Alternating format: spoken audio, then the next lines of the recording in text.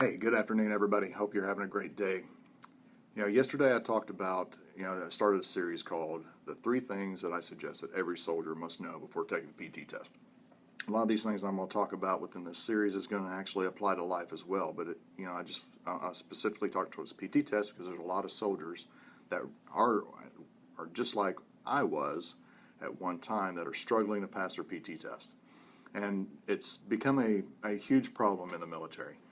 There's so many soldiers out there that struggle day in and day out in order to achieve the standards that are set within the PT test, right? I'm a former PT struggler as well. I've lost over 50 pounds, and I'm a former cancer survivor. I went from a extra large uniform down to a small, and now I've been able to maintain my PT. All through this, like I said, I'm a cancer survivor in the middle of all that as well, to where that cancer took me down for a good 9 months. And I was able to come back from that cancer and the surgeries that I had to endure during that cancer recovery, and to now say that I'm cancer free. But in the meantime, because after that my last cancer surgery, I took my PT test within 9 months of that last surgery, which was pretty invasive surgery. So, I've lived this, and I just want to make sure that I share this with soldiers out there that, have the same struggles that I do, because it is a struggle. There's a lot of soldiers that struggle with their PT test. Yesterday I talked about this is a marathon and not a sprint in my last video, so that you have to look at the long term. You can't just sprint into a PT test. There are a lot of people that do, and they're awesome at being able to do that, but there are more soldiers that are not able to sprint into a PT test and that are struggling than actually are able to just dive in and take their PT test, right? I thought I was that way. I thought I was able just to wait till the last minute and do my PT test or get prepared for it, and ended up hurting myself, ended up failing, becoming disappointed and barely passing, and stepping on the scale and wishing that, wondering if I was actually going to make the weight and make the tape, because I was overweight and did not meet that standard as well. Now, because of my thoughts or my changes in my thoughts and my habits and my lifestyle, I've been able to combat that and get to a point to where now I've created a marathon. I don't have to sprint to the PT test. Because of my actions and daily actions and attention to those actions and my lifestyle that I've developed and changed once I figured out that, hey, I don't have to struggle, that it's my choice to struggle, that I am now able to just walk into the PT test and I'm fine. Step on the scale and don't have to worry about being taped. It's just things like that. And what that does, it actually did one thing to where it helped my career enhance my career to where now I can attend schools. I can go to places to where, before I wasn't. It was a question is if I was able to attend something in the military to where, because my PT test and height weight was going to hinder me. And I didn't want that over my head. So now I've got 26 years in the military career that I'm proud of. And it's because of the choices that I made throughout that time in order to prepare myself for this time in my career. So today I just want to talk to you about, there's a lot of ups and downs. It goes with anything in life, right? You're faced with things in life, almost some people on a daily basis, and some are those that, just like me, I was not expecting to be diagnosed with cancer. There's just a lot of ups and downs that you have to face in order to prepare yourself for what life throws at you.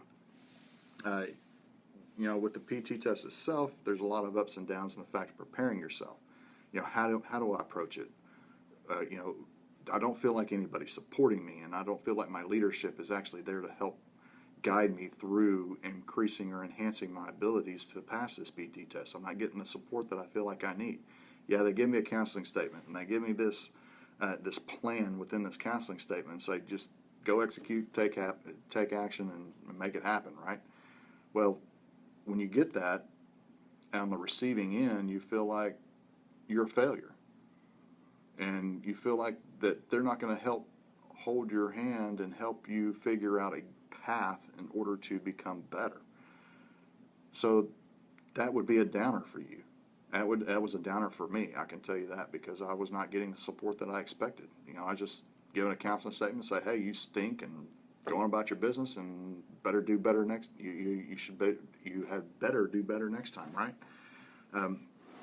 And within that struggle, you struggle to become better, and maybe losing weight or getting within the recommended weight, the weight scale for your age may be a struggle for you as well. Maybe you're not struggling with the PT test, but maybe you're struggling with the weight. It's a struggle to become better within that weight is not, and your leadership just giving you a counseling statement, not giving you an ability to go forward, may hinder your progress. So that could be another down for you. Another up is that, hey, you pass the tape, life is good, you go on about your business, and you're okay with that. But at the same time, in the back of your mind, you're struggling, right? You feel like that you can be better, and there's got to be a way to become better. That was things that I had to work through myself. I had to work through that struggle to become better, and I was going through ups and downs throughout the entire time of, how am I going to do this? What do I need to do to become better? I found the path once I figured it out. I had to figure it out on my own. Then I figured out a way to become better. I lost the weight. I lost over 50 pounds. I dropped from a extra large uniform down to small. And my PT improved. I went from barely making it to the 60%, jumping into the 80s and 90s, and maintaining that and not having to struggle with it. So now I can walk into the unit and say, hey, you're taking a PT test. It's like, hey, let's make it happen. Let's go. Where are we going? And then I was hit with another down of cancer. And how was that going to affect my career? How was that going to? Am I going to be able to maintain my career? Am I going to be able to be the soldier that I created myself through this improvement of PT, improvement of weight, or losing the weight, and improving my career, which was a high for me because I had attained that, and now I'm hit with cancer, so I was hit with another down, and that's going to happen. I mean, I'm not saying that cancer will happen to you, but it was just an example that you're going to be hit with downs. You're going to be hit with ups because I'd improved everything. Then I was hit with another down because I got cancer. Well, guess what? I took that and turned it into an up, because 9 months later, after my cancer surgery, I took another PT test and I blew it out of the water. Surprised even myself, even though I put in the work and the time and the effort to overcome that. So your life is going to be full of ups and downs. Whether you're in the military or you're not, it's going to be full of ups and downs. It's all in how you approach it. When you're hit with a down, how are you going to face it? How are you going to put yourself into a position to where you can overcome and get through the down that you're faced with? That is going to determine your success. It's going to determine the path that you put yourself on. It's going to determine the outcome. If you continue to look at the struggle and continue to do the same things that you're doing and facing that struggle and not getting anywhere, guess what?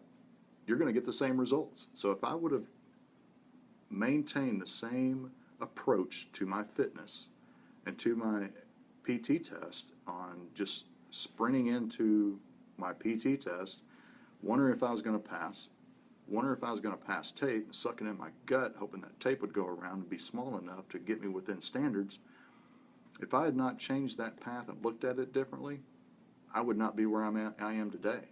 I think that I would still be struggling. I'd probably be pushed out of the Army because I did not meet the standards, but it was a choice that I made. It was how I approached it. Just like with my cancer. How was I going to approach that recovery? It was an effort for me to jump in and say, you know what, I'm not going to let it own me. I'm not going to let it define me. And I'm going to take this on and I'm going to own it, and I'm going to define how my future is, how I prevail in the future, based off of what just happened to me in this downtime, or when I was hit with this down. So my up out of that is I was able to take my PT test. And one thing I have not mentioned throughout this, throughout other videos and other times I've talked to you, is during my time of recovery, of my cancer, I had my second surgery in July, at the end of July. I took a PT test in April, right? 2015, I had that surgery, July 2015. April 2016, I took my PT test and I was hitting 80s. I hit the 80 mark right out of the gate with that PT test. But the month before that, in March, my wife and I had gone to Colorado for a wedding, and it just happened to be over spring break, and so I had never skied in my life. I'm out there skiing down Blue Pass. I don't even remember what they call it because I'm not a big skier, and I enjoyed myself, and I was able to ski down the blue tracks off of these mountains 8 months after my surgery. And the reason why I was able to do that is because of the way I approached it. I looked at the down and said, look, you're not going to take me over because I'm going to take you over. So that's where your ups and downs are going to be. Oh, the lights went out, automatically went out. That I was faced with an up and a down several times throughout my career. I know that there's going to be more that I'm going to face throughout my life, but it's all in how I'm going to approach it. And I'm not going to let those ups I'm not going to let those downs define me. I'm going to look at my ups and be like, look, I overcame this over here, which lifted me up and made me better. So I'm going to take that and I'm going to turn around and understand that I can do it again because that's how I am. It's made me stronger each time. How you face it is how it's going to determine your future. So take that into account. Think about that. How are your downs and the way how are the downs that you are facing? How are you facing them? How are you going to get through them? And how are you going to twist them and put them into an up going to determine your future? Take that into account, and I hope you think on that a little bit today. If this was any type of value for you today, just be sure to share this with your friends and family. Put it out there, and anybody that you know is going through a down, just share this with them and let them know, hey, hey, look at this guy. He was struggling in PT. He was hit with cancer. He's overcome all of that and enhanced his military career and enhanced his life and his relationships and his abilities because he overcame his cancer. And that's where it's at, is how are you facing your future? Be sure to share this with somebody, and I will talk to you soon. Take care.